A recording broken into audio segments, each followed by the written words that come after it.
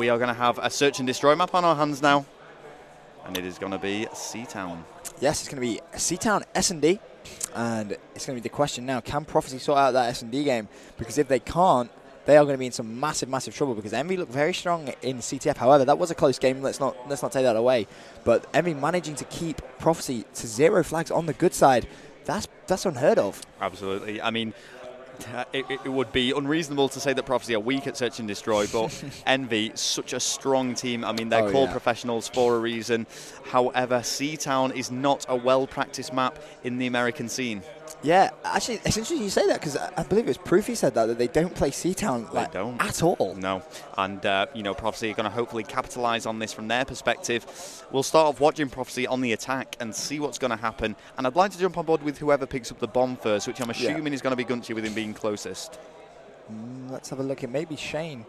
I mean, I found it quite interesting what teams have been doing. It always used to be that the SMG objective player picked up the bomb and charged straight in. What I think teams have exactly, it just went straight for a plan. Head down, go. But I mean, what I think teams have realised now is they will usually die. You're right. So the bomb will be out, it will be in the open and exposed, and we'll actually see reserved attacking play, which is what we're going to see from Gunchy. See, I'd just like to point out, that's what I do when I play search.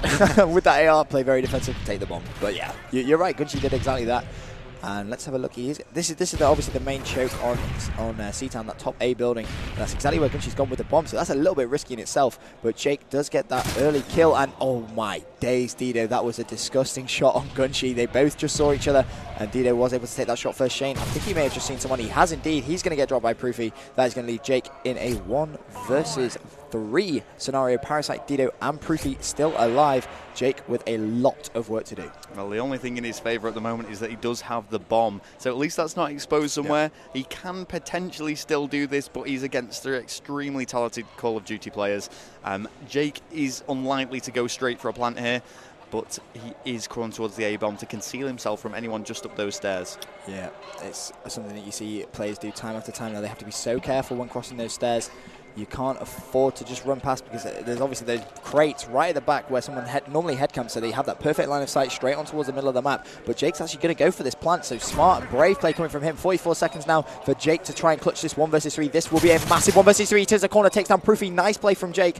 Where are the other 2 players? That is the question. He is going to rotate all the way around the bomb, so smart play coming from him right now. Yeah, Jake is on form right now, and he's playing this absolutely perfectly with 30 seconds left. 2 are down, and he's final one.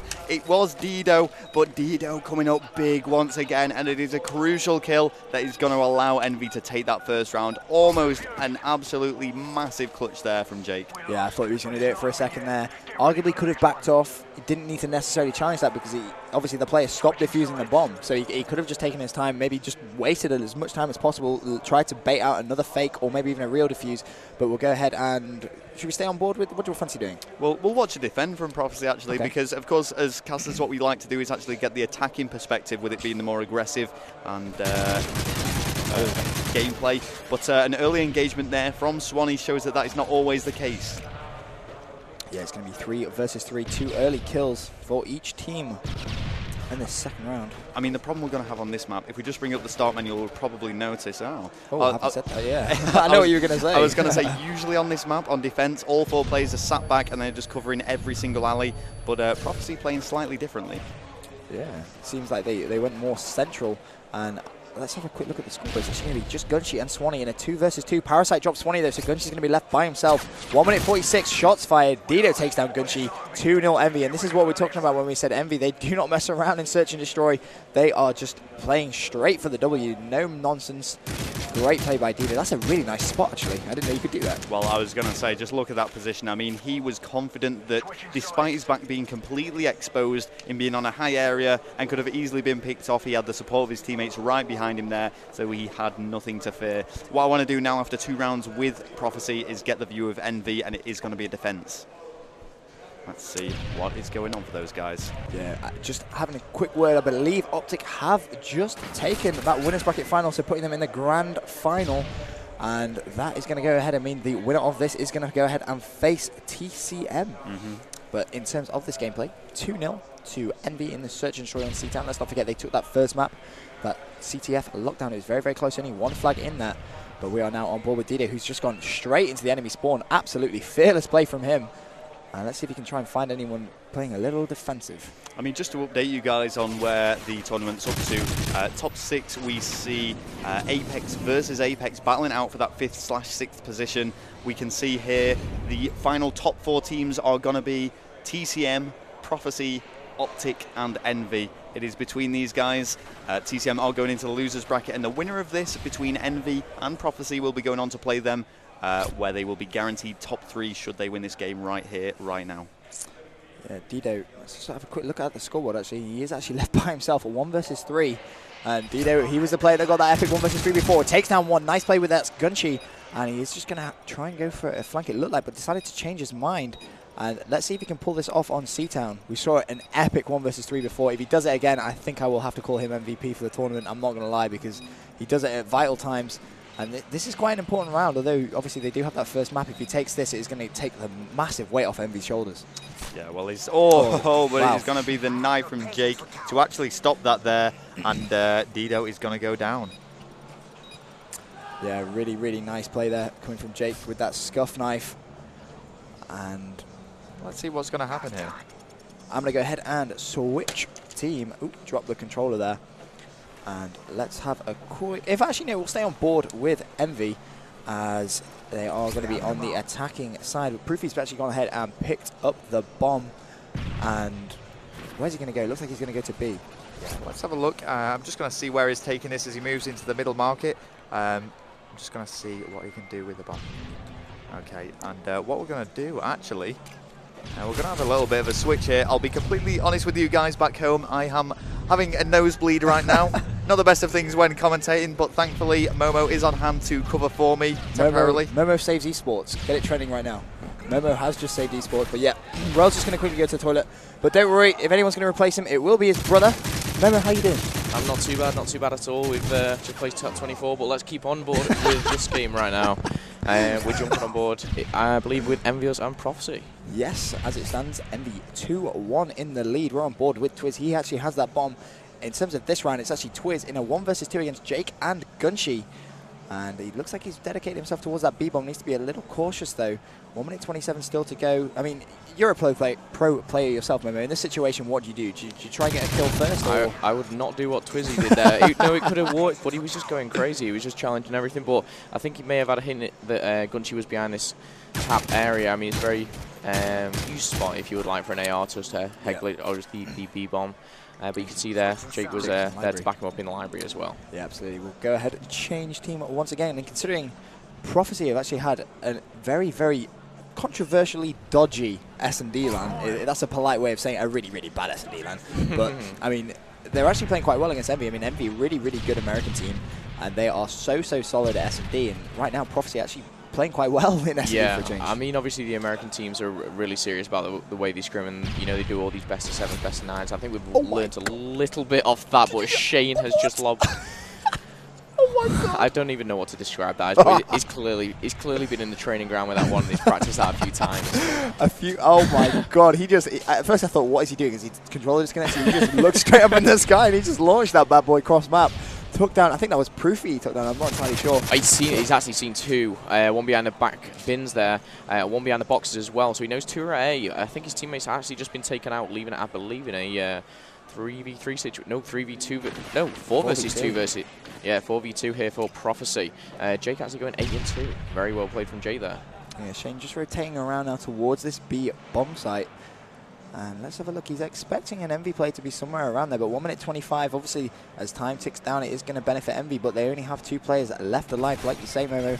And Shane now trying to make a massive aggressive push towards that B bomb site as Jake takes down Parasite. I'm not entirely sure who shot Shane, whether that was an EnVy player. It might have been Gunshi with some friendly fire, but Twiz has taken down Swanee now. Shane's going to have a rough idea where he is. Takes down an easy kill, and Prophecy look like they could try and make this 1-1 in this series now. Yeah, it was really well played from Shane there. You saw him, he was very cautious outside of White Wall there, but as soon as he knew his teammate was inside, he went to back him up. He saw the shots from Twizzy behind him. He got his back, and I believe his teammate was actually starting to plant the bomb there, so that was really well played from Shane. Yeah, absolutely, and that's going to put Prophecy 3-2 in the lead in the search and destroy. We'll go ahead and change team and get on board with EnVy, and now they have that difficult task of being on attack and also that 1 round down, so they're going to need to go ahead and take this just to, you know, stay in the search and destroy. But I mean, attack, you know yourself, attack is always a lot harder than defense and search and destroy. it's one of those things that can go either way. You are right. Obviously, defense is predominantly easier, but you know, you can work certain strategies. I've noticed from this event, everyone kind of pushing B. Now, whether this is kind of a new tactic or whether this is something that's just new to myself, but it's a way to pin the defense back. If you can get into that marketplace, you can get the bomb down. The head glitches, obviously, on this map is ridiculous, but the Americans don't even play this map. I've seen, I think it was TKO. Rel just said that. That's interesting. Yeah, TKO lost this map. I believe Optic lost this map, and it's kind of showing that the EU teams may have practiced this a little bit more. But Dido here is currently just being cautious outside this white wall area again. I think they're going for a push on a B. Twiz and Proofy both taking out team members, and it's Gunchi in the 1 versus 3. Let's switch over and see what he can do. Nearly spawned in there by accident, but yeah, we're on board with Gunchi. He's actually in the library area. 1 minute 24, 1 versus 3 scenario. He is on defense, so that is going to benefit him. He takes down Proofy. Nice play. Very nice. Needs to rotate around. Bomb does actually go down at B, so Gunchi's not in the best of position. He needs to take a quick left, and that's exactly what he has done. We've got Gunchi versus Dido and Twizzy here. I don't exactly know what he's planning, but he's seen what he's taking it. It's a 1 versus 1 situation. And Dido comes up clutch there, leaving it in a 3-3. This could be a very interesting round, the last round. That was clutch. That was clutch. It looked like Gunchi was going to do that for a minute. Yeah, as you can see there, Dido did take damage. He was behind that marketplace, but I think he had it covered. I think he had it covered. Dido going clutch again. Did you see the? I was just speaking to Rel about it. You don't even need to say. Dido's, oh my! The place erupted, didn't it? It was absolutely bonkers. The best way of describing it. Going to be one of those things that's watched back many times. And for Dido himself, I was a front seat viewer watching that myself. But three of the EnVy players pushing the right hand side very close together. Parasite making the predominant push up the right hand side. It looks like. And once again, you said it before, it's beat on push again. Yeah. And it's kind of the thing that everyone knows you're going to do, but it can still work because the defensive team aren't going to push out towards you past this white wall area. They're going to just hold back. But, you know, with the frags, the stuns, you can get into B. You can, you know, take the people off back fountain. Yeah, absolutely. 1 minute 55 still to go. As it stands, 4 versus 4, and I think Parasite has just seen someone trying to snake behind that box. He's going to be calling that out to his teammate, and that's a cheeky little stun straight through the gap, but he has been stunned himself, and he's seen cooking that nade for a long time. Oh, that was fantastic. Wow. It was a double bounce off the... What, a 1-2 with a wall, I think, there. That was crazy. If he hits this, I will quit. I swear, that was that would have been insane. He had a quick glance at someone over at that well, and decided now just to back off a little bit, anticipating maybe a flank to the left, although I think, did we just see him in between that gap? I'm not sure. Something flicked past. I'm not too sure. It could have been... deceiving us, but it might have been him. I mean, just there it's 3-3, and we've got only Shane down, so it's a 4 versus 3 in EnVy's favour. Proofy taking that to 4 versus 2. They've got... Surely the bomb will be following them into B area. Parasite's just kind of clearing the area, but I don't think he's seen anyone to his left. Ooh, yes, he has. He's done really well to stay alive there, but Jake does take down Twiz. Parasite coming under a bit of gunfire, has the support of a teammate there, and he does actually manage to pick up the bomb as he is making his way now towards that B bomb site. 52 seconds left. He does get stunned though. Really quick, bring up the scoreboard. 3 versus 2. Jake and Gunchi. Jake right now 10-3. Oh my days! I didn't realize he was having this much of a strong game. Gunchi takes down Dido, and that is going to leave. This is 2 versus 2. Parasite makes that 2 versus 1. He's got the bomb. He's not going for the plant. What is he going to do here? I think he's actually going to go. Jake is in the 1 versus 2. Yeah, Jake's in the 1 versus 2. He's 10-3 right now. This is going to be so close. 27 seconds left. They're going to be at that B bomb. We know that from spectating EnVy. Bomb does go down. Jake sees one, takes that kill. That's Parasite. 1 versus 1. Can EnVy clutch it? It's Proofy left last alive. This is his chance to prove exactly why he wants to be considered one of the best ARs in the game. And Jake knows where he is. If Jake gets this, he's gone for the fake. If anyone can do it, Jake can do it. He's seen him. And he's taking him down. He's taking him down. Nice play coming from Prof Jake. Bring up the scoreboard. He has just gone monumentally huge in this game. 12-3. He's actually got the same amount of kills as his whole team put together there. That's some quick maths, Momo. That is that was actually one of a very great game to jump on. I am going to hand this back over to Rel, but that brings it up to 1-1. It's a very important game to win. It's obviously equal things up. Casting, you know that, right? Yeah, I do like maybe a run in the family. Maybe we should get some casting going. Should get Rel playing. You know, with my top 24 placement, I think I might have to. But I'll hand you guys back over to Rel. Thank you very much. And make sure to follow the stream. Cheers, Mo. And Rel is just on his way back. But yes, that is going to tie things up. 1 map apiece in this Prophecy versus EnVy, a losers bracket semi-final. I just said semi. I'm turning American. All this hanging around with Americans, I've said semi-rel. What's going on? Yeah, it's becoming a problem. I'm adopting the American way as well. Just to let everyone know, I am okay. He was dying. He was bleeding from the nose. Thanks to Momo as well for picking up for me there. And I believe that just went 3-3 search and destroy, did it? Yeah, Jake with the clutch right at the end, and he went absolutely massive. He went 12-3 in that game. So, you know, proving Prophecy can play search. So that's always good to see. I mean, there's been a little bit of doubt whether it was the right thing to do to replace Sowers with Jake. Yep. But, you know, when it comes to moments like this, going 12-3 in a search and destroy is absolutely phenomenal play. If you go double digits in a search and destroy, then you'll know you're doing well. Absolutely. What's really interesting about this game is obviously the winner of this is going to go ahead and play TCM in the losers bracket because they actually got beat by Optic. And the really interesting fact is Prophecy have beaten TCM the last 4 times they played them in the last 3 LAN events. Wow. So they have statistics heavily in their favor. Obviously that's just considering if Prophecy do pull this off. As it stands, 1-1.